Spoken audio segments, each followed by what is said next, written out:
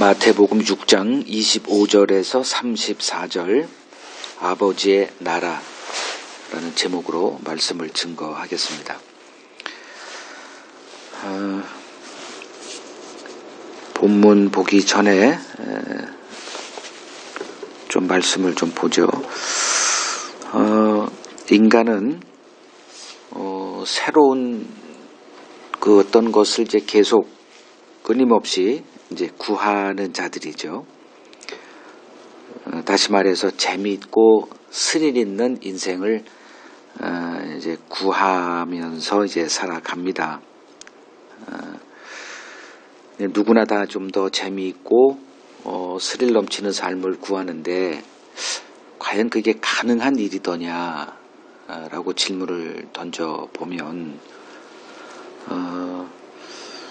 즉 가던 길을 한번 멈춰 서서 내 인생을 돌아보면 그냥 매일의 삶이 그게 그것 아닌가?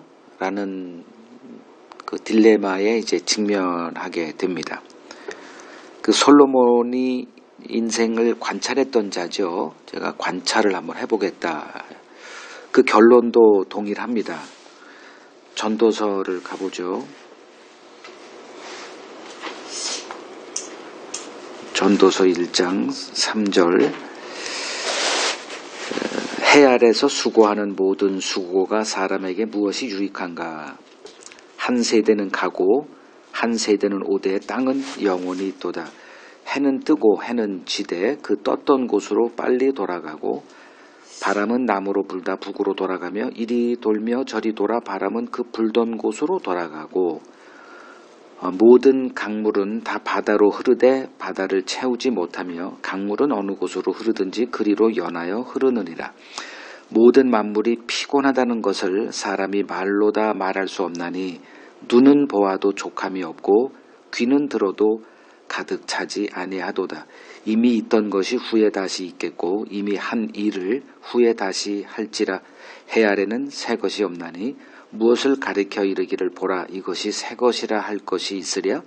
우리가 있기 오래전 세대들에도 이미 있었느니라.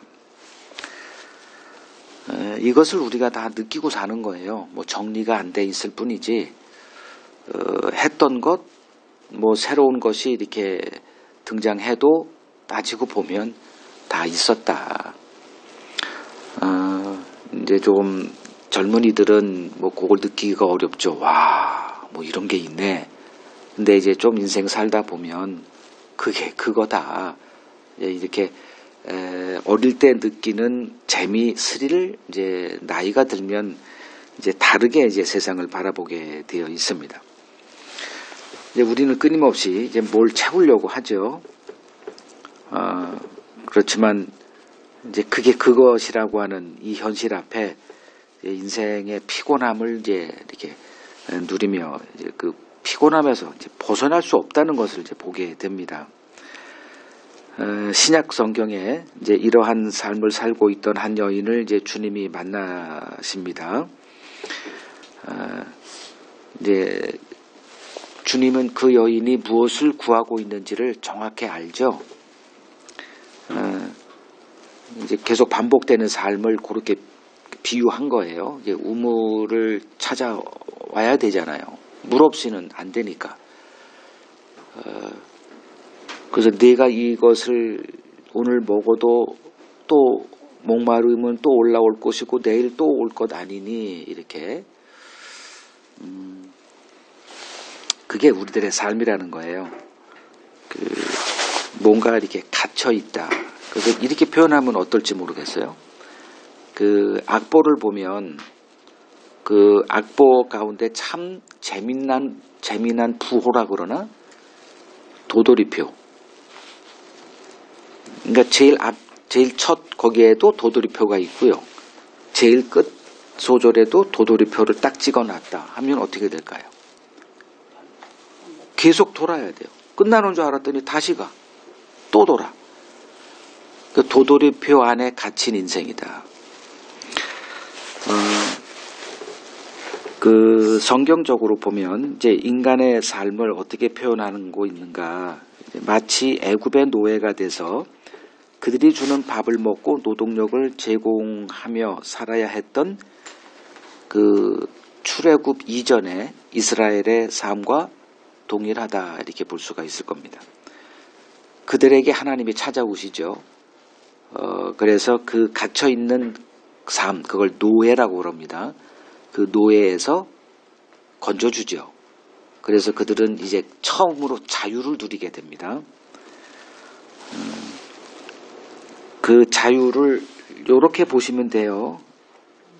뭐 한 나라에서가 이제 노예가 됐다가 자유 얻은 게 우리하고 뭔 상관 있어? 이제 성경은 우리 인생을 조명하는 거거든요.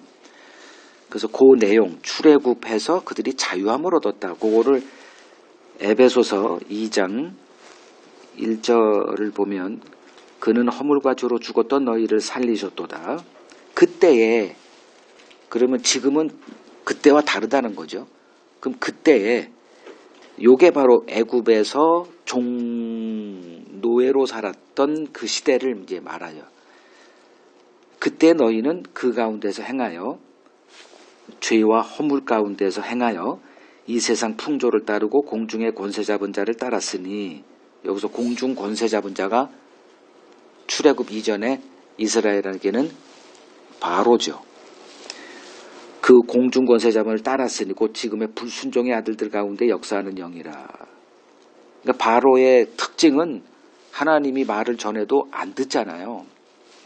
3절 전에는 우리도 다 그 가운데서 우리 육체의 욕심을 따라 지내며 육체와 마음에 원하는 것을 하여 다른 이들과 같이 본질상 진노의 자녀였더라 이거죠.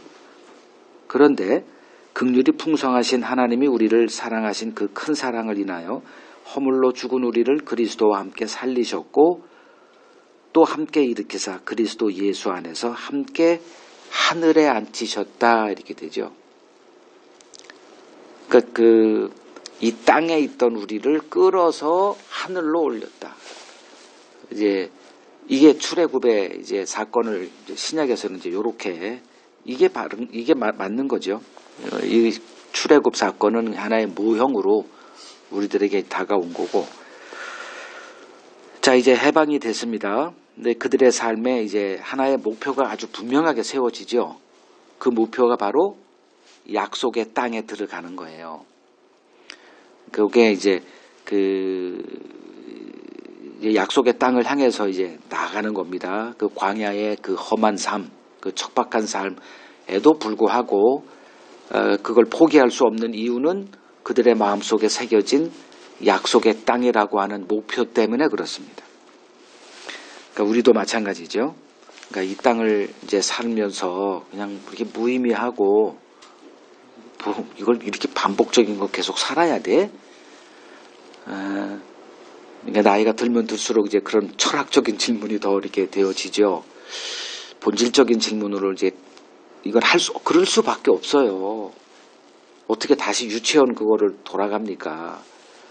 그러니까 뭐 한때 청년 때 즐겼던 것 이제 나이가 들어가면 이제 그게 더 이상 와닿지가 않거든요. 그게 이제 우리들의 이제 노인들이 직면하는 것들이에요. 그때 이제 뭔가 이렇게 답을 구할 수 있는 그게 있어야 되는데 그거 없으면은 이제 정말 비참한 노후를 맞지 않을까 저는 생각을 합니다. 그러니까 그리스도인도 마찬가지죠. 우리에게 이제 주님이 찾아와서 이 세상에서 나오게 하세요. 이거 다 비유죠. 이 세상에서 나왔다. 그게 뭘까? 아까 에베소서 읽었던 이런 내용이에요. 우리를 하늘에 앉혀놔요. 그건 목표예요. 이제. 근데 하나님이 하신 일이기 때문에 그건 불변입니다. 그건 작정된 거예요. 그러니까 우리는 천국에 이미 이제 예약된 자들인데 이제 이 땅을 헤쳐 이제 견디며 살아가는 거죠. 그 동력이 뭐냐? 우리에게 예비되어진 그 하나님의 나라를 바라보는 그 목표, 요게 동력이 되는 거예요. 근데 그걸 바라보며 이제 우리는 살아갑니다. 자, 근데 이 출애굽한 이스라엘이 이제 하나님이 시내산에서 이제 그들의 삶에 이제 새로운 동기부여라고 할까요? 율법을 주시죠. 너희는 이런 자들이야. 그래서 율법을 받고 시내산에서 1년 머물면서 이제 율법 공부를 합니다. 그리고 이제 약속의 땅을 향해서 진군 명령을 해요. 그게 민수기 사건이고요. 그리고선 이제 쭉 가다가 가데스라는 곳에서 이제 그 약속의 땅으로 들어가면 되는데 이제 그들이 정탐을 하자. 좀 알구나 하자. 그랬죠. 그래서 정탐을 하고 돌아와서 그 12명 가운데 10명이 그 땅을 어떻게 평가했다라고 이렇게 한 단어를 써요. 그게 악평이라는 단어를 씁니다. 민수기 14장 37절에 그들이 그 모조리 광야에서 다 죽어요. 그 이유가 이거 보죠 뭐. 민수기 14장 37절을 보면 곧 그 땅에 대하여 악평한 자들은 여호와 앞에서 재앙으로 죽었다 이렇게 표현해요. 이게 왜 중요하냐면 하나님께서 주신 땅을 그들이 뭐라고 평가했다? 안 좋다라고 얘기한 거예요. 이게 굉장히 중요한 거예요. 하나님이 우리에게 우리가 지금 살고 면서 이렇게 내게 주어지는 것들이 있죠. 뭐 저도 참 이걸 자신 있게 말할 수 있는 사람은 아닌데 이게 내게 주어진 것들이 참 많아요. 내가 의도하지 않았는데 그거 다 하나님이 주신 거잖아요. 그러니까 내가 만든 육의 열매도 있고 하나님이 주신 영의 열매도 있어요. 근데 이제 그 지금 이스라엘 백성들을 끄집어내서 주겠다고 하는 그 약속의 땅, 이제 그들은 이제 그걸 소망하며 왔는데 그래서 막상 그걸 주겠다고 자 멍석 깔아주고 들어가 취해. 그 들어갔더니 어떻더라? 이 땅은 사람이 살 곳이 안 돼. 이렇게 평을 했단 말이에요. 그러니까 좋은 건 인정해요. 젖과 꿀이 흐르는 땅은 인정을 했지만 우리가 들어가면 거기에 있는 거인들에 의해서 우리들이 다 죽어. 그래서 거부했어요. 그거를 이렇게 표현하는 거예요. 그 땅에 대하여 악평한 자들. 그러니까 이거 참 조심해야 되는데 뭐 제가 제 아내를 막 악평한다거나 그럴 수 있죠. 뭐 자녀에 대해서 내가 악평을 한다거나 삶의 현실에 대해서 악평을 한다거나 내가 왜 이래. 흔히 우리가 얘기하는 그 신세 타령 같은 거죠. 이것이 하나님을 굉장히 마음을 상하게 하는 거거든요. 하나님은 그렇게 애를 써서 정성껏 준비해서 우리에게 갖다 줬는데 우리는 내 입맛에 안 맞아. 그래서 이렇게 악평을 한단 말이에요. 그러면 결과가 사망의 길을 다시 돈다. 이거예요. 그럼 여기서 이제 우리가 굉장히 중요한 하나의 그 명제를 발견하게 되는데 천국 준비는 뭐다? 하나님이 내게 허락하신 것을 이해하는 것. 왜 하나님이 이렇게 이런 삶을 살게 하셨을까? 왜 이런 사람을 내게 줬을까? 내 기준으로 판단하고 막 악평하는 게 아니라 하나님의 뜻을 헤아려서 이렇게 했구나. 그건 하나님을 배워야만 이게 이런 결론에 도출해요. 그리고 제대로 평가가 되고요. 이제 악평을 했어요. 그래서 하나님이 내 안 줘. 너희들은 이 광야를 다시 돌아. 그래서 다 죽잖아요. 출애굽 1세대가. 그래서 도돌이표라고 하는 거예요. 하나님을 배우지 못하면 인생은 할 수 없이 도돌이 한다. 도돌이표 돼가지고 또다시 제자리에 원점 와요. 그래서 40년 후에 그들이 다시 어디로 오냐? 가데스로 또 와요. 그걸 보여주는 거예요. 거기서 계속 방황해야 되겠지만 그때는 이제 모세가 죽고 여호수아가 이끌어서 들어갑니다. 자, 예수님 당시에 그 유다 이스라엘이라고 하죠. 이스라엘의 삶이 뭐 동일했어요. 100년간 이미 로마 식민지 아래 이제 놓여 있었죠. 애굽 시절의 삶과 하나도 다르지 않습니다. 이러한 사회에 주님이 이제 등장해서 이제 모세가 그 애굽에 놓여 있는 그 이스라엘 백성들에게 왔을 때 이렇게 뭔가 이렇게 뭐 시끌벅적했던 것처럼 예수님이 등장했을 때 이스라엘 백성들도 이제 시끌벅적한 거예요. 그 사람들이 이제 흥분하죠. 그리고 예수님을 따르기 시작합니다.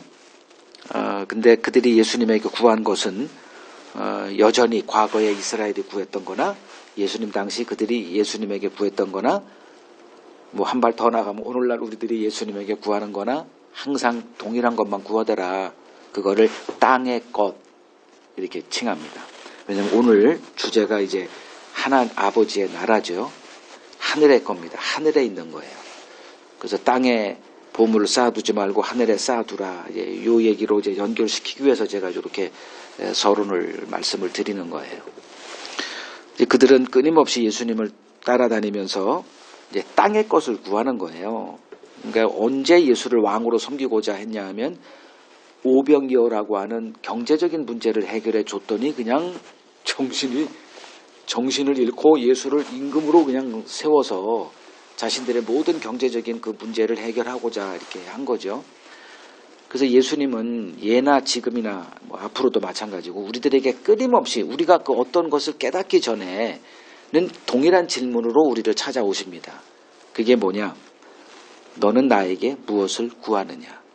요게 세례 요한의 두 제자가 예수를 따라갈 때 주님이 그들을 돌이켜 보면서 너희는 내게 무엇을 구하느냐? 이 질문이었어요. 이 질문이 끊임없이 여러분들을 이렇게 다가올 거예요. 이제 그 현타라고 그러죠. 이것이 아니구나. 주님을 따르는 목적이 이것이었구나. 라는 것을 깨닫기 전에는 주님이 끊임없이 여러분들의 마음을 두드리면서 너는 지금 왜 나를 따르고 있니? 내게 뭘 구하니? 라는 질문을 던지실 겁니다. 자, 이제 본문을 보죠. 25절 같이 읽겠습니다. 목숨을 위하여 무엇을 먹을까? 무엇을 마실까? 몸을 위하여 무엇을 입을까? 염려하지 말라.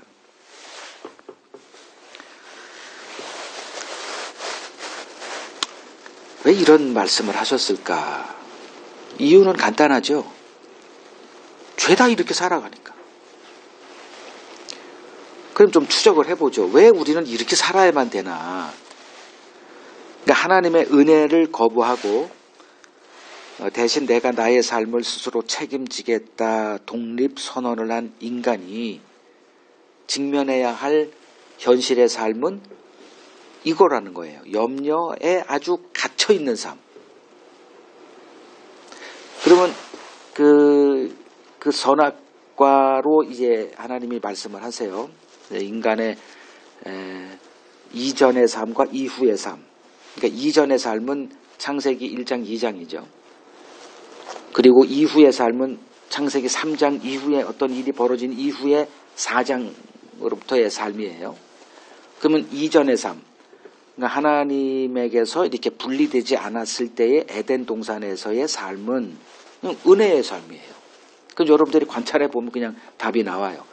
모든 걸 다 준비시킵니다. 그리고 마지막에 다 준비된 세팅이 다 돼 있는 상태에서 보통 왕이 등장하듯이 다 세팅이 된 다음에 하나님이 마지막으로 하나님의 형상을 쫓아 인간을 만드시고 그것을 관리하게 해요.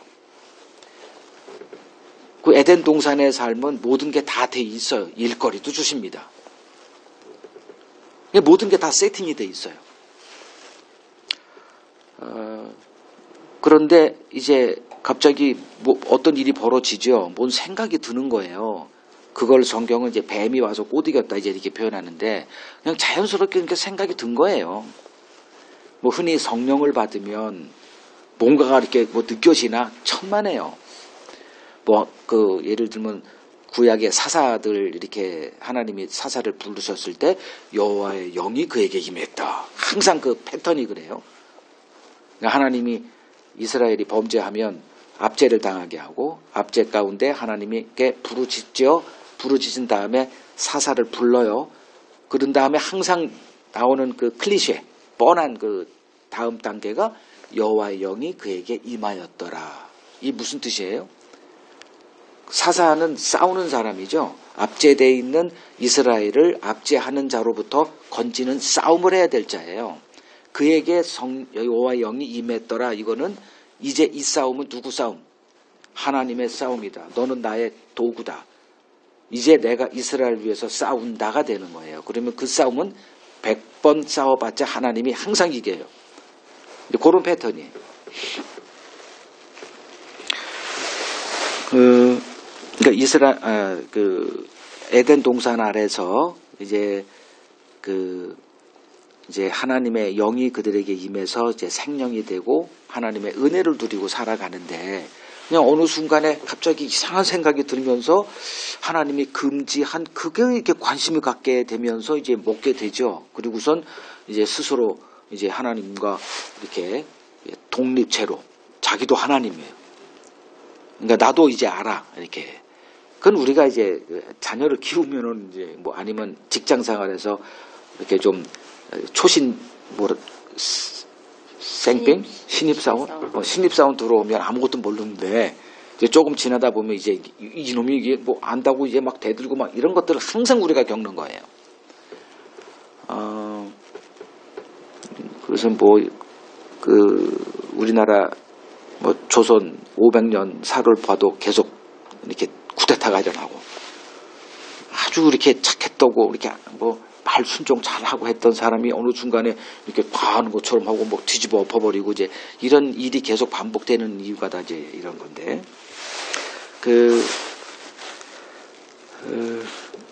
독립을 선언했지만 그 독립을 선언한 대가 지불은 아주 독하게 아주 해야만 했죠. 그게 바로 내가 내 인생을 책임져야 되는. 근데 애당초 우리는 우리를 책임질 수 없는 자로 하나님이 우리를 이렇게 만들어 놨거든요. 그걸 빨리 인식하면 좋은데 그러지는 못하죠.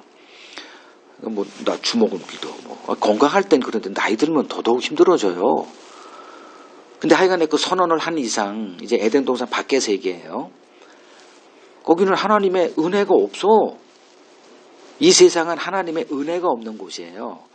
왜냐하면 우리들이 이제 독립선언을 했기 때문에 그러면 하나님이 그래 한번 해봐라가 되는 그 세상을 살고 있는데 그러면 그런 능력이 없는데 독립해서 살래니 어때요?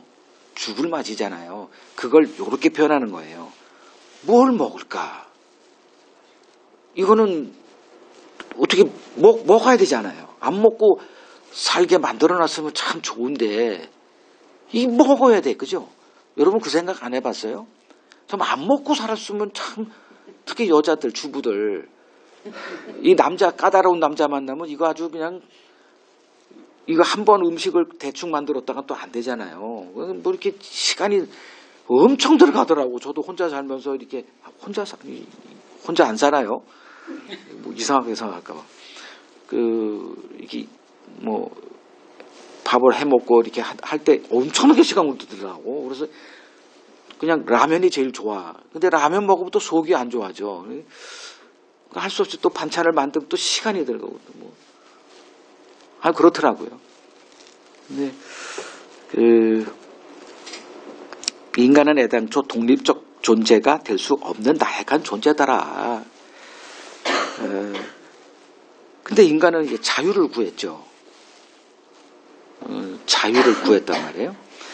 근데 자유는 누가 누릴 수 있는 거죠?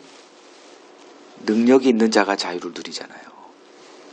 자유를 줘도 능력이 없으면 다시 노예로 돌아갈 수밖에 없어요. 근데 이제 자유란 뭐냐? 그들이 진짜 자유를 원했거든요. 근데 자유를 원해서 하나님과 독립체로 이렇게 선언하고 하나님과 분리된 독립체로서의 이제 삶을 살면서 깨달은 게 뭐냐 하면, 자기가 뭔가 이렇게 매여 있는 것을 이제 발견해야 돼요. 매인 자. 자유라는 것은 매임이 없어야 자유죠. 그죠? 틀림없죠? 그러니까 자유라는 거는 어떤 거에 이렇게 매여 있으면 자유가 아니에요. 그러니까 자유라는 것은 어떤 매임에서 다 해방되는 거예요. 근데 인간이 자유를 원해서 독립체로 딱 선언하고 살아봤더니 안 되더라. 그게 뭐냐 하면 자기가 이게 뭔가에 매여 있는 거를 이제 발견하게 되는데 그게 바로 욕망이에요. 욕망. 내 안에 욕망에서 자유를, 이게 구원입니다. 욕망에서 자유를 얻는 거. 그걸 주님이 오셔서 해방을 시키러 왔다 이제 이렇게 표현해요. 근데 이제 우리는 그 주님을 만나고 구원을 얻어도 이 욕망에서 이게 자유롭지 못한 자로 계속 있게 해요. 하나님이. 그 쓴맛을 계속 경험하게 합니다. 그래서 진짜 그리스도인은 누구냐? 그 욕망에서 여전히 자유롭지 못한 자기 자신을 보면서 탄식하는 것. 이 탄식이 바로 그가 진짜 구원 얻었다. 이 증표가 되는 거예요.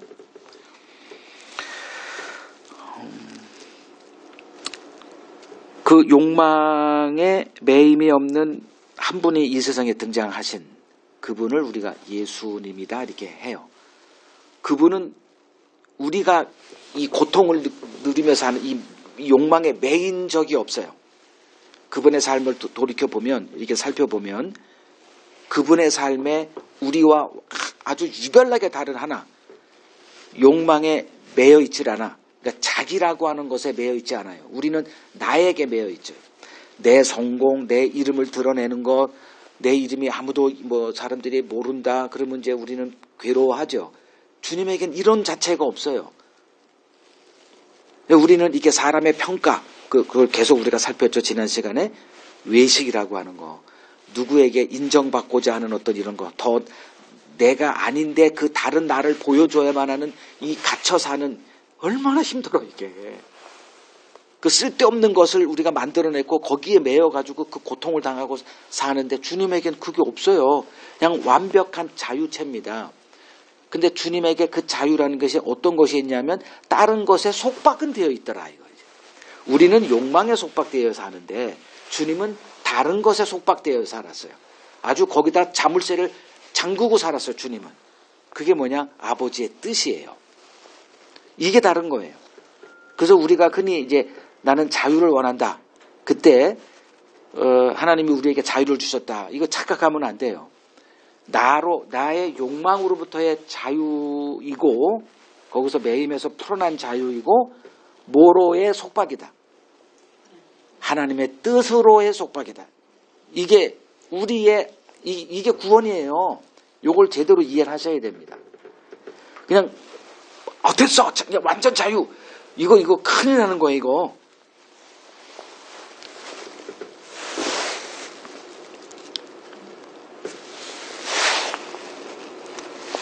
사탄은 언제나 그런 식으로 유도를 하죠. 뭘 매여서 하냐, 뭐 이런 거.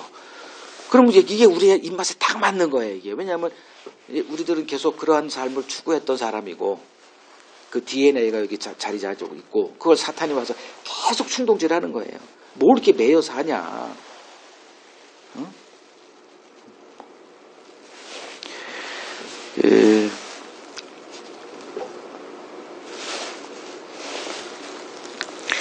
25절 목숨을 위하여 무엇을 먹을까, 무엇을 마실까, 또 몸을 위하여 무엇을 입을까. 염려하지 마. 이 말을 어떻게 우리가 좀 이렇게 정리를 하고 이해를 해야 되냐면, 이 땅에 속한 자의 삶을 그만 살아라, 요 얘기예요. 더 이상 이 땅에 속한 자의 삶에서 벗어나라, 그 소리예요.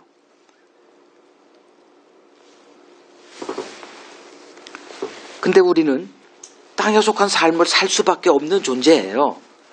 그래서 이 말을 이해를 못해요. 그래서 이 말씀을 이해할 수 있는 유일한 열쇠가 뭐냐 하면 예수님밖에 없습니다. 그러니까 예수님의 삶을 들여다보면 예수님에게 이 삶이 없어요. 예수님은 내가 뭘 먹고 살지 이런 걱정하신 적이 없어요. 뭘 입지? 뭘 마시지? 이런 걸 생각한 적이 없어. 그 제자들이 뭐 떡에 대해서 얘기하니까 먹을 떡 이렇게 얘기를 하니까 예수님이 야 내가 이제 먹을 떡 그런 얘기를 했냐. 그 누룩을 얘기한 거 아니냐. 바리새인과 사두개인들이 누룩 조심하라. 이런 식으로 이제 얘기를 하셨지 뭐 먹을 것 안 가져왔냐? 그것 때문에 뭐 제자들을 뭐 책망하거나 이런 삶이 없었어요. 예수님에게는. 예수님의 삶은 오로지 딱 하나의 양식, 이거 먹어야 돼. 이거 안 먹으면 이건 큰일 나는 거예요. 그게 그 요한복음 4장 요한복음 4장 34절. 여기서 이제 주님이 떡 얘기를 해요. 나의 양식은, 그러니까 내가 먹을 떡은 이 소리 아니에요. 나의 양식은 나를 보내신 이의 뜻을 행하며 그의 일을 온전히 이루는 이것이다. 우리의 삶과 다르죠. 그래서 그 목숨을 위하여 뭘 먹을까, 뭘 마실까, 몸을 위하여 무엇을 입을까 염려하지 말라. 이 얘기는 이 땅에 속한 자의 삶을 이제 청산하고 너희는 그러질 않아. 너희들은 애초부터 하늘에 속한 자야. 이걸 얘기하면서 왜 땅에 속한 자의 삶을 그렇게 주고 계속 그렇게 반복해서 도돌이표 돼가지고 왔다 갔다 그리고 사니? 요거예요. 그럼 이제 우리가 이걸 잘 이해를 못하죠. 왜? 하늘에 속한 적이 없으니까 우리는. 경험치가 없으니까. 하나님은 우리를 하늘에 속한 자로 보시죠. 왜냐하면 창세전에 그렇게 만들어 놨으니까. 근데 우리는 경험을 한 적이 없어요. 하늘에 앉아본 적이. 성경에 보니까 그리스도 안에서 우리가 하늘에 하나님 그리스도와 함께 하늘에 앉혀 있다라고만 볼 뿐이지 몰라요. 그래서 그걸 생생하게 볼 수 있는 한 모본을 보여준 게 예수님이에요. 그래서 예수님을 우리가 시선에서 이렇게 떼면 안 되는 거예요. 계속 예수님을 바라봐야 돼요. 좀 이렇게 헷갈린다 그러면 예수님 바라보면 답은 분명해요. 성경이 너무나 쉽게 해석이 돼요.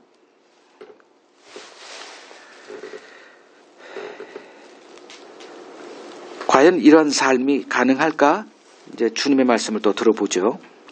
26절에서 31절, 26절에서 31절 같이 읽겠습니다. 공중의 새를 보라. 심지도 않고 거두지도 않고 창고에 모아들이지도 아니하되 너희 하늘 아버지께서 기르시나니 너희는 이것들보다 귀하지 아니하냐. 너희 중에 누가 염려함으로 그 키를 한 자라도 더 할 수 있겠느냐. 또 너희가 어찌 의복을 위하여 염려하느냐. 들의 백합화가 어떻게 자라는가 생각하여 보라. 수고도 아니하고 길쌈도 아니하느니라. 그러나 내가 너희에게 말하노니 솔로몬의 모든 영광으로도 입은 것이 이 꽃 하나만 갖지 못하였느니라. 오늘 있다가 내일 아궁이에 던져지는 들풀도 하나님이 이렇게 입히시거든 하물며 너희일까 보냐. 믿음이 작은 자들아. 그러므로 염려하여 이르기를 무엇을 먹을까, 무엇을 마실까, 무엇을 입을까 하지 말라. 염려에 매여 살 수밖에 없는 우리를 주님이 어떻게 정의를 내리느냐. 믿음이 적은 자 이렇게 얘기를 하죠. 그러니까 믿음이라는 게 뭐다? 하나님의 약속을 의지하고 사는 거. 근데 하나님의 약속이 와닿지가 않으니까 설마 이대로 되겠어. 그래도 내가 뭘 해야지. 이게 우리들의 본질이죠. 염려는 우리들에게서 떼낼 수 없는 DNA가 돼 있어요. 그러니까 하나님과 단절되고 내가 스스로 하나님이 되고자 한 순간부터 우리는 염려를 쌓아안고 다시 말하면 염려에 매여 살 수밖에 없는 자로 이 땅을 존재하죠. 자, 주님이 이제 선언하신 거예요. 더 이상 땅에 속한 자, 이 땅에 속한 자니까 먹을 거 생각해야 되고 마실 거 입을 거 생각하며 살아야 돼요. 아파트가 있어야 되고 차도 있어야 되고 뭐 직장 있어야 되고 이건 피할 수가 없어요. 이 땅에 속한 있는 한은. 근데 그렇게 살지 말라라고 하니까 그걸 하지 말라고. 그러니까 어떤 사람하고 또 한번 또 오해가 돼. 언제 내가 직장 그만둬라 뭐 이런 적 한 번도 없잖아요. 그 염려하지 마라 그런 거 이 말하고 일하지 마 이게 같은 말은 아니잖아요.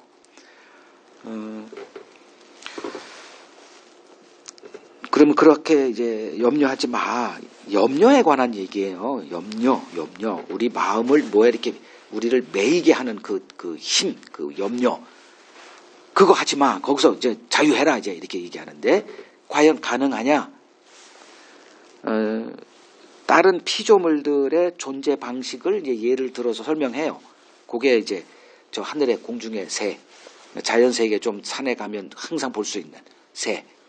그 다음에 어디든지 이렇게 밖에만 나가면 볼 수 있는 들의 꽃. 그 두 가지로 얘기를 이어 나가십니다. 자, 새가 됐던 들의 꽃이 됐던 우리와 다른 삶의 방식이 뭐냐? 염려가 없죠. 이거는 뭐 분명합니다. 그들은 먹을 것을 위해 노동하질 않아요. 그 새가 이렇게 하다가 갑자기 출근, 퇴근 뭐 이런 거 없어요. 그냥 살다가 배고프면 뭐가 있어? 천지에 먹을 게 널려 있죠. 그걸 하나님이 어떻게 표현하느냐? 내가 먹인다라고 표현하세요. 물론 굶어 죽는 새도 있죠. 그걸 얘기하는 게 아니고 지금 뭔가 설명하고자 지금 이렇게 비유로 얘기하는 거예요. 일화로. 그 새나 새만 얘기해요. 새. 걱정하지 않아요. 그냥 때가 되면 먹을 게 있거든. 근데 뭐하러 걱정합니까? 그죠? 아니, 천지에 널린 게 벌레예요. 걱정할 이유가 없는 거예요. 그 새는. 그냥 널려 있기 때문에 음식이. 이걸 이제 하나님께서 그들을 먹이시고 입히신다. 이제 이렇게 얘기를 하죠. 근데 우리들을 만물의 영장이라고 하는. 그건 맞아요. 하나님이 모든 것을 다 창조하고 우리를 만드신 다음에 그것을 관리할 자로 우리를 세우셨기 때문에 우리가 만물의 영장이면 틀림없어요. 근데 만물의 영장이라고 자처하는 우리가 그 만물의 미물인 새와 비교해 볼 때 우리가 더 열악한 삶을 살고 있는 것은 부인할 수가 없어요. 왜 그랬을까?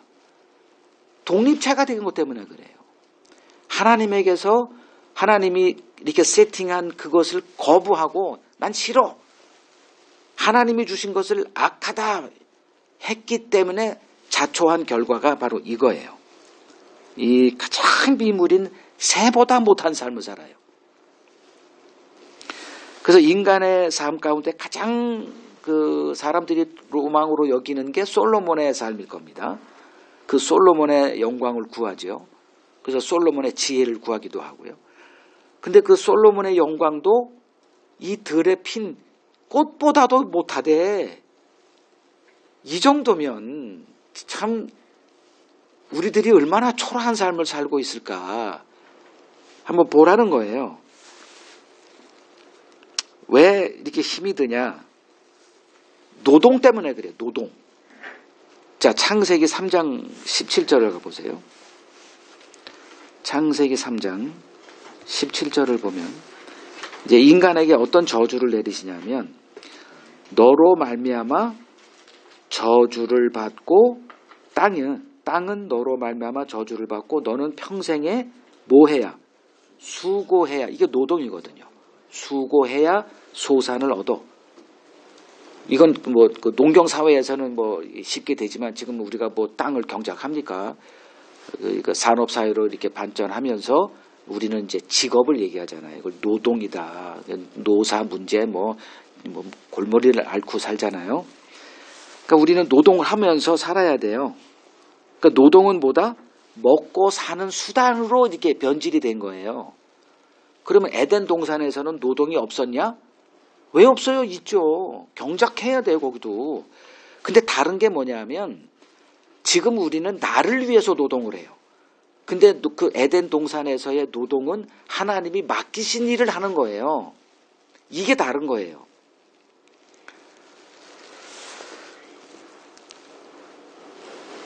자, 하나님의 간섭에서 이제 벗어나고자 이제 독립선언을 하고 그 선악과를 따먹었다는 게 그 소리예요.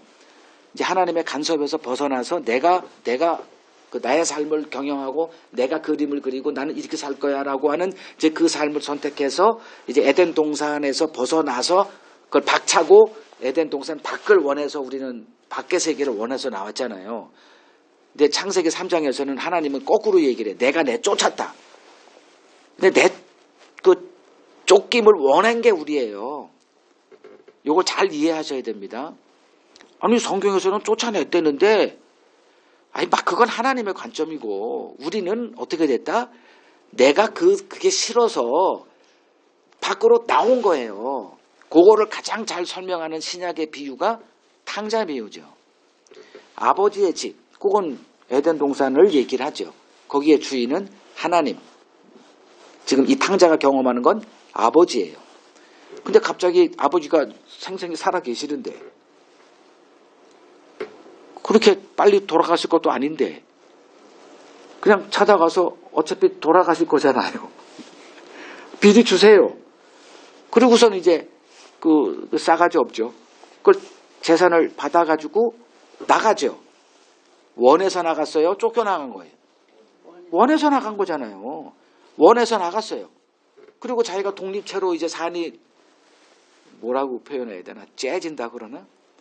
그냥 저도 이 사람하고 결혼해서 이렇게 딱 독립체로 이제 그 반지하 집을 하나 이제 사가지고 들어갔을 때 그 행복감이라는 거는 말할 수도 없죠. 누가 나를 간섭해? 내가 왕인데. 안 그랬어요? 왕과 여왕. 아무도 간섭 없어. 그랬는데 이제 막상 살아보니 이제 내가 다 감당해야 돼.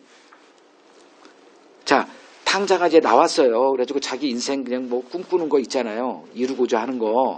이렇게 난 살 거야. 이렇게 계획하고 뭐 이렇게 막 그림도 그려가면서 이제 꿈을 꿔요. 그걸 방탕이다 성경을 이렇게 표현해요. 나는 고시를 붙어가지고 검찰이 돼가지고 그냥 검찰총장이 될 거야. 이런 그림.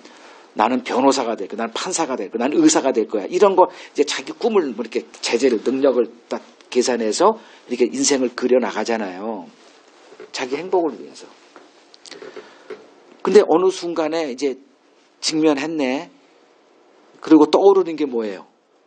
아버지 집이 그리워. 이 세상의 쓴맛을 본 거예요. 그리고 이제 아버지 집이 그리워. 자, 요게 아담으로 비유할게요. 아담이 이제 아버지의 간섭이 싫어서 이제 그 에덴 동산 자체가 싫어. 그리고서 나왔단 말이에요. 이제 나와 보니 돌아갈 길이 있어 없어? 없어요. 거기 화형검이 이렇게 지키고 있어. 그룹들이. 이건 다 비유니까 잘 알아서 이렇게 여러분 이해하세요. 그러니까 돌아가는 게 이 아담의 꿈이 된 거 이제 이해되시는지 모르겠어요. 지가 싫어서 나왔는데 그래서 이렇게 살면 좋을 줄 알고 나왔는데 이 삶을 경험해 보니 이거 미치겠는 거야. 그래가지고 다시 돌아가려고 해요. 내가 소설 쓴 게 아니에요. 그 증거가 뭐냐면 자기 아들들에게 뭘 가르쳐요. 어느 날 갑자기 이놈들이 아벨과 가인이 제사를 드리더라고. 제사가 뭐예요? 하나님께 돌아가려고 하는 몸부림이 제사예요. 그러면 그 애들이 그걸 어떻게 알겠어? 에덴 동산이 있는지도 모르는데 누가 가르쳤겠어요? 아버지가 그냥 입만 열면 너희들은 나는 지금 이렇게 실수해서 지금 이렇게 살지만 너희들이 이렇게 돌아갈 것 거기로 가야 된다. 그게 바로 제사를 드렸다라예요. 제사를 뭐하러 드려요 그들이? 아버지가 가르쳤으니까. 아버지의 소원이 그들에게 가르치는 거예요. 저도 자녀들에게 성경 좀 읽어라. 말씀 좀 들어라. 안 돼 근데. 안 돼요. 진짜 안 돼요. 여러분들에게도 하지만 이게 안 될 것 같은데?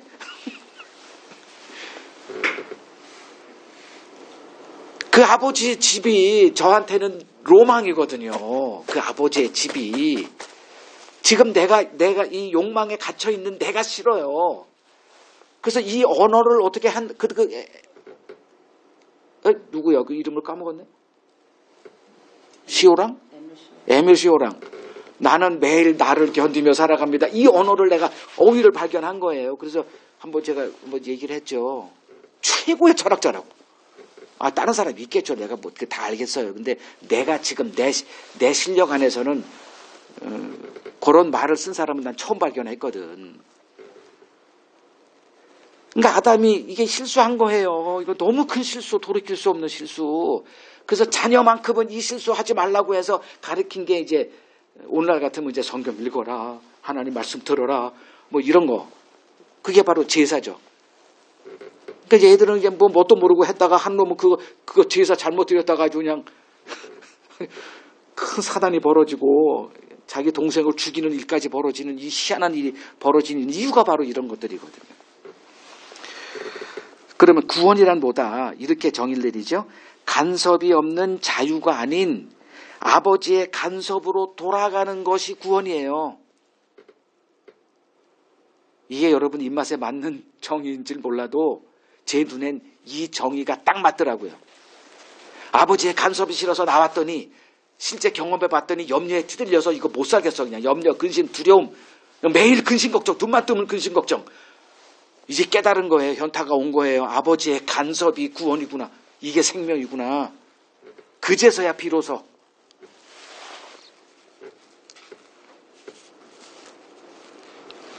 다음 구절 보죠. 31절에서 32절 읽겠습니다. 그러므로 염려하여 이르기를 무엇을 먹을까 무엇을 마실까 무엇을 입을까 하지 말라. 이는 다 이방인들이 구하는 것이라. 너희 하늘 아버지께서 이 모든 것이 너희에게 있어야 할 줄을 아시느니라. 자, 염려에 발목 잡혀 살아가고 있는 하나님의 언약 백성들. 주님에겐 형제들이죠. 주님도 아들로 왔는데 내 안에 오면 그놈도 다 아들이 돼버려. 그러니까 내 형제들이에요. 근데 그 형제들에게 찾아왔는데 자유를 못 누리고 살아. 내가 누리고 있는 이 자유가 그들에게 없어. 그냥 하루하루 매여 쪄들어 살고 있어. 그들을 향해서 주님이 뭐라고 얘기하시느냐. 너희에게 하늘의 아버지가 있어. 요 얘기하는 거예요. 너희는 고아가 아니야. 이 사람들아. 너희의 삶을 다 아시고 너희의 필요를 알고 계시는, 그래서 때가 되면 그것을 채워주시는 아버지가 하늘에 있어. 요 얘기예요. 이게. 이거 복음 아니에요? 우리는 안 보이잖아요. 그분이. 근데 주님의 말씀에 들어가니까 그분이 보이기 시작하는 거예요. 그러니까 다 알죠. 기도할 때 하늘에 계신 우리 아버지. 근데 눈 뜨면 보여 안 보여? 안 보이고 뭐만 보여? 그냥 어떻게 헤쳐나가야 될, 견뎌야 될 삶만 보이는 거예요. 그러니 이 사람 이렇게 살아가죠. 근데 주님이 볼 때 너무 애처로운 거예요.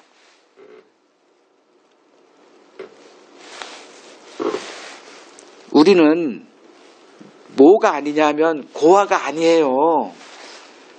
고아처럼 보일 때가 있을 거예요. 그냥 이 망망대해 모든 것을 내가 다 누구도 나를 도와줄 사람 없는 그냥 홀로 나 혼자 동떨어진 그냥 고아 같은 그를 느낄 때가 참 많죠. 그렇죠. 아무도 날 도와주지 않아. 누구는 그냥 태어났을 때 그냥 수십억 그냥 그걸 그냥 페라리 끌고 다니고 그런 놈이 눈앞에 천진데 그냥 나는 그냥 아무도 날 도와주는 사람 없어. 손길을 어디 내밀어 봤자 그냥 망신만 당할 것 같고 그냥 전전긍긍 그냥 그런 고아와 같은. 근데 주님이 와서 너희는 고아가 아니래요. 왜 고아로 있냐 이거예요. 눈을 좀 열어 이거죠. 눈을 열어서 하늘을 보면 너희의 필요를 채워주시는 그 인애가 넘치는 아버지가 계시는데 왜 그분을 보지 못하고 네 스스로 연약한 네 자신만 보며 그냥 염려에 쪄들고 살아가니, 이 얘기하고 있는 거예요. 뭐 저라고 항상 그 아버지가 보일까요? 보였다가 안 보였다 해. 그냥 하루 종일 그냥 어떤 생각에 염려에 쪄들려가지고 그 꼬리를 물고 그냥 아주 지옥을 경험해. 그러다가 다시 또 그냥 눈 이렇게 그냥 개슴칠해. 이 시력이 나의 지금 최고의 이제 고통인데 안 보여 잘. 이제 조만간에 이제 묵상이라는 책이 나옵니다. 진짜 개봉박도 하세요. 여러분 지인들에게 나눠줄 생각도 하시고 한 권당 2만 원이요. 지금 반 됐어요. 반 집필을 끝내고 어제도 한잠도 안 자고 일어나가지고 그거 하다가 아침에 좀 정리하고 그러니까 딱 반 정도 갔더라고요. 그러니 당연히 눈이 안 보이죠. 눈이 잘 안 보이고.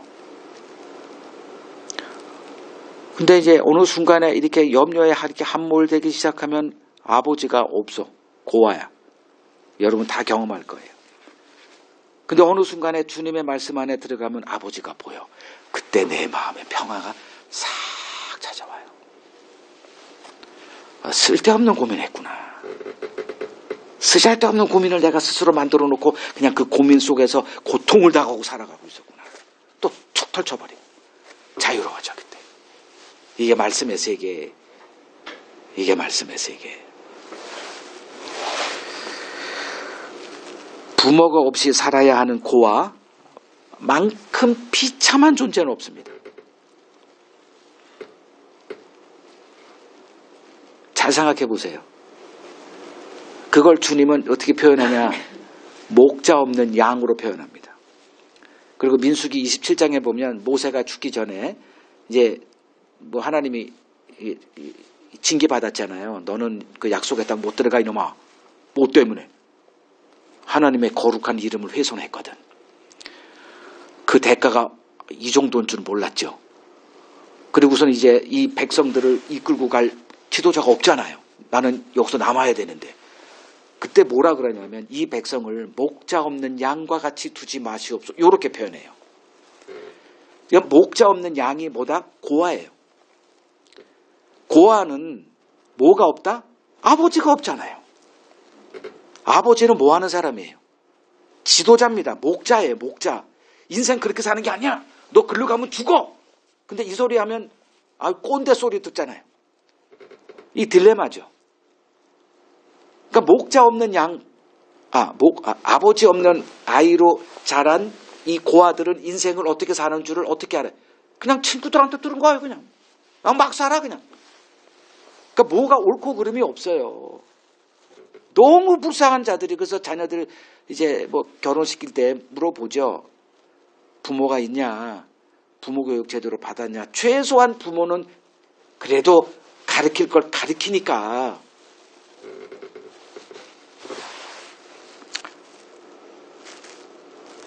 신자 안 될 때의 삶 이렇게 표현하면 돼요. 베드로전서 2장 봅시다. 베드로전서 2장 제일 끝절 25절. 구원이 뭐다 지금 설명하는 거예요. 베드로전서 2장 25절 같이 읽겠습니다. 너희가 전에는 양과 같이 길을 잃었더니 이제는 너희 영혼의 목자와 감독 되신 이에게 돌아왔느니라.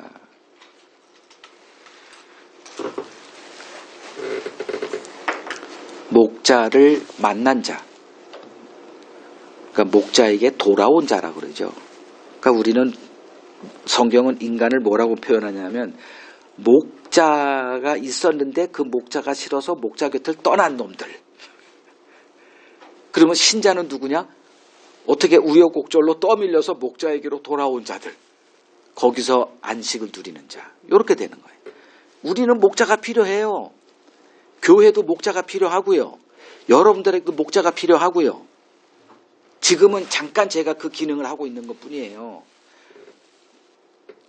그러니까 목자가 여러분들을 이렇게 이끌 때 여러분 눈치 보지 않게 해주는 거는 여러분들이 마땅히 해야 될 지혜로운 처사예요. 근데 내가 여러분들 눈치를 보면 목자 역할을 내려놔요. 자식도 똑같아.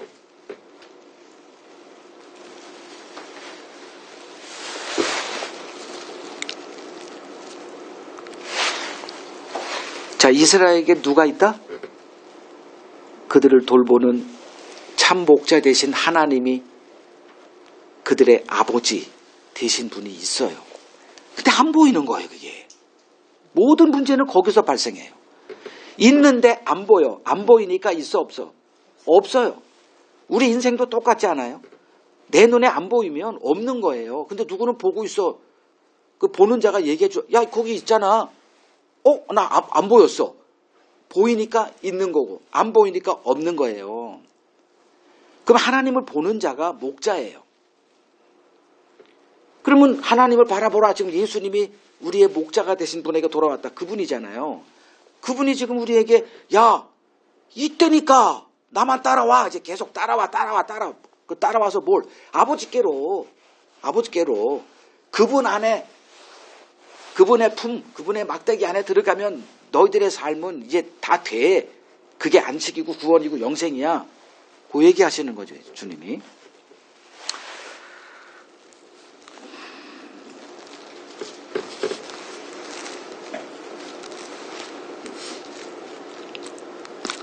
자녀의 마음에 뭐 불안이 있고 근심 걱정이 있을 때 이제 부모가 옆으로 딱 다가와서 서 있기만 하면 그 이상하죠?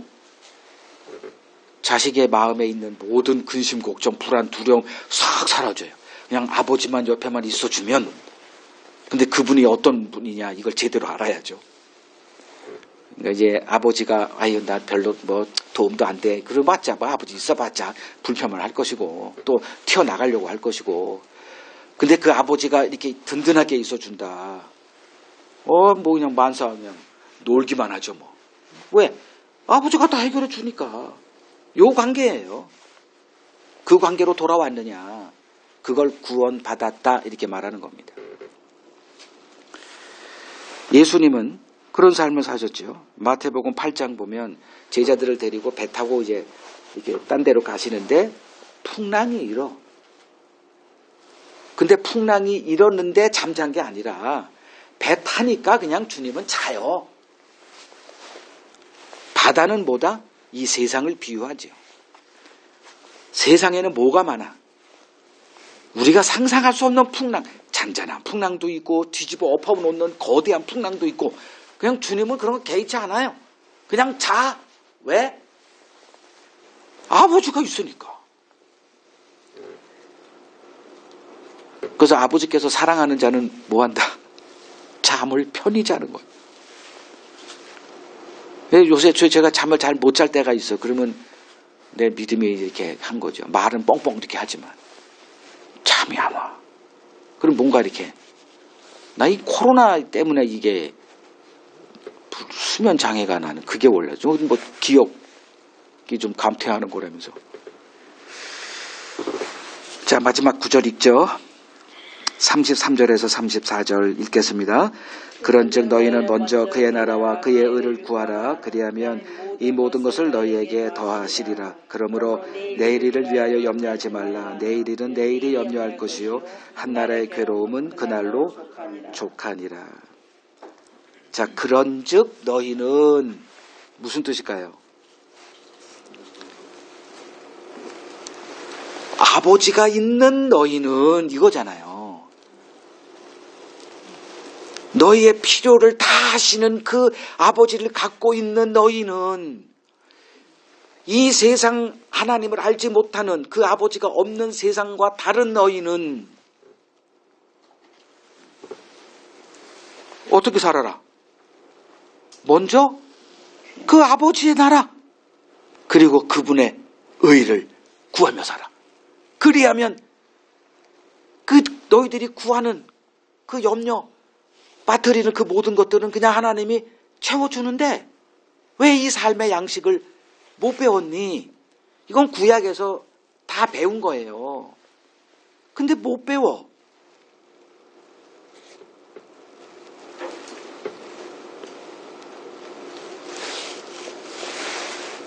우리는 누구다? 아버지가 있다. 우리는 고아가 아니다. 아버지가 없는 고아와 아버지가 있는 아들 한번 비교해 보라는 거예요. 우리는 아버지가 있다니까요. 보이느냐 안 보이느냐의 싸움이에요. 이걸 믿음과 믿음 없는 삶. 그래서 하나님의 말씀에서 떠나면 안 된다는 거예요. 하나님의 말씀 안에 들어가면 누가 있어? 우리의 필요를 아시는 아버지가 있네. 항상 있어요. 근데 눈을 이게 성경에서 떼면 그런 아버지는 없어요.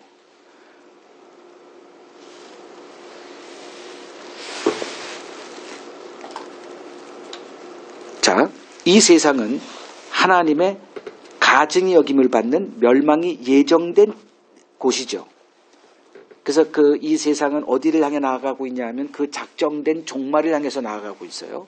그 때에 언젠가 하나님이 이렇게 뭐 하나님의 뜻이 다 이루어진 건 이제 계획된 그 언약 백성들이 다 주께로 돌아왔을 때겠죠. 그 이후에 더 이상 진행한다는 게 뭔 의미가 있겠어요? 그러면 그것이 다 된 어떤 그 시점에 이제 종말이 오고 이제 심판대 앞에다 이제 서게 될 때 이 세상은 다 이제 멸망을 받게 되잖아요. 그러면 뭐 구원 받았으면 뭐 더 이상 우리를 이 땅에서 두지 말고 그냥 바로 그냥 뭐 천국은 그때 등장한다 그러면 빨리 죽여서 그냥 주님 품에 이렇게 좀 안식하고 있다가 다시 이렇게 부활돼서 이렇게 좀 이렇게 하면 안 되나? 이런 생각할 때가 있을 거예요. 근데 주님이 그렇게 안 하시는 이유가 뭔지 아세요? 가르치려고. 왜 이 땅이 하나님의 심판을 받아야 되는 곳인지를 가르치는 거예요. 그래서 우리는 이 세상을 편하게 살려고 하는 그 마음이 우리의 원수라 생각하셔야 됩니다. 편하게 생각하는 것 때문에 이스라엘이 망했거든. 왜 하나님이 이스라엘을 멸망시켰느냐? 하나님을 배울 생각을 안 하니까. 하나님이 그들을 이렇게 불러내서 하나님의 피로 그들을 생명을 주고 건져내고 뭘 하셔요. 근데 그들은 관심이 없어 그런 거예요. 그냥 십자가 피하면 천국 가는 줄만 알아. 왜 하나님이 자기가 만든 그리고 그렇게 좋다라는 이 세상을 하나님의 손으로 진멸해야 되는지 보고 배우라는 거예요. 처절하게. 근데 그런 관심이 없어. 그냥 남들하고 똑같이. 오히려 부러워해 그런 사람들을. 돈 많이 버는 사람 부러워하고 어떻게 그들의 꾀를 좀 이렇게 지혜를 얻어가지고 나도 그렇게 돼볼까. 이런 것 때문에 하나님이 이스라엘을 멸망시켰다가 또 살리고 멸망시켰다가 또 살리고 그냥 온통 몸을 보니 멍투성이요 그냥. 배우라고요. 그래서 우리는 이 땅의 삶을 어떻게 살아야 되는가 관찰자로 살라는 거예요. 그러니까 하나님의 뜻을 알아야 그 뭐 무슨 기준으로 관찰을 할까요? 이런 기준으로.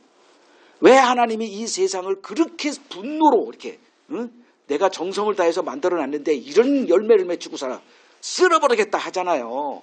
그리고 종말을 작정해놓고 그러면 왜 그랬대? 그리고 관찰하라고요. 내 옆에 있는 사람 뭐 부모가 됐든 뭐가 됐든 관찰해요. 아이고 우리 부모님 하나님의 이건 그냥 심판의 대상으로서 지금 살고 계시는구나. 이게 아닌데 이 교회만 다닌다고 되는 게 아닌데 이스라엘 백성들이 뭐 그 정전이 없어서 망했나요? 주님 오셨을 때 그냥 성전에서 살았어. 예배가 없어서 망했나요? 11조가 없어서 망했나요? 그러니까 박하와 그냥 그 채소가도 11조를 냈거든. 근데 그러면 하나님께 복 받는 줄 안다고 가르치는 볼 줄 알아야지 좀. 또 하나. 이제 또 하나의 관찰은 뭐다? 왜 이 세상이 하나님의 심판의 대상일까? 두 번째는 그럼 하나님이 예비하신 그 하나님의 나라는 어떤 나라인가? 이걸 공부하라는 거예요. 그러면 이제 서서히 예전에 우리가 들어왔던 뭐 목사한테 들었던 교회에서 들었던 누구에게 들었던 그냥 모든 인간의 근심 걱정이 사라진 그냥 뭐 건강 병도 없어. 사자와 뭐 고양이가 같이 고양이요? 개요? 같이 어린아이구나. 어린아이가 같이 돌아. 사자 입에다 손 넣어도 핥어. 생각해 보세요. 난 사자 같은 개를 키우고 싶은데 이건 불가능하니까. 근데 그 사자와 같이 이렇게 논다. 내가 시키는 대로 사자가 하하 이렇게 땡굴땡굴 너무 행복할 것 같지 않아요? 그런 나라가 도대체 뭔 나라일까? 이거를 좀 이렇게 그러니까 예전에 우리가 꿈꿨던 그런 우리들의 그 행복이 극대화되는 나라는 없다. 그러면 어떤 나라인가? 그냥 그 나라는 하나님의 행복이 극대화되는 나라예요. 그 부수적으로 우리가 거기 이렇게 그 구원받아서 그냥 하나님을 찬송하는, 뭘 찬송해? 이런 나를 하나님이 건져서 하나님의 자녀 삼으신 그 하나님의 그 오래 참으심, 용납하심, 그 나라 얼마나 좋겠어요. 누구에게? 구제불능인 나를 보고 있는 자에게. 그 불의한 청지기처럼 해고 통지받은 나. 그런 나가 들어가, 그렇게 예비된 나라면 어떤 나라일지 이제 저는 너무 선명해, 그게. 두 가지 관찰자. 왜 이 땅은 하나님의 심판을 받아야만 하는가? 두 번째는 내 아버지가 계획하신 나라는 어떤 나라인가? 그래서 너희는 그의 나라와 뭘 구하라? 그의 의를 구하라. 인간의 의로는 아니는구나. 이것도 여러분 관찰하십시오. 그래서 인간의 그 어떤 경건 행위로 의롭다 하는 그 교회가 얼마나 지옥 자식들을 배출하고 있는 곳인지를 알아야 되고, 그의 의, 하나님의 의로만이 되는 그 나라, 그러면 그게 내가 그 의를 만들어낼 수 있는가? 불가능하구나. 빨리 판정 내리시고 왜 우리가 예수를 믿어야 되는지 이거를 알아가는 그 과정이 우리의 남은 인생이다. 이 정도로 정리하시고 이제 남은 인생 이런 관찰자의 삶으로 사시되 나를 아시고 나의 필요를 아시고 때에 맞춰서 채워주시는 아버지가 있구나. 고아가 아니구나. 이 정도의 마음으로 살아간다면 예전보다는 훨씬 가볍게 마음의 평강을 누리면서 살 수 있을 거라 저는 생각을 합니다.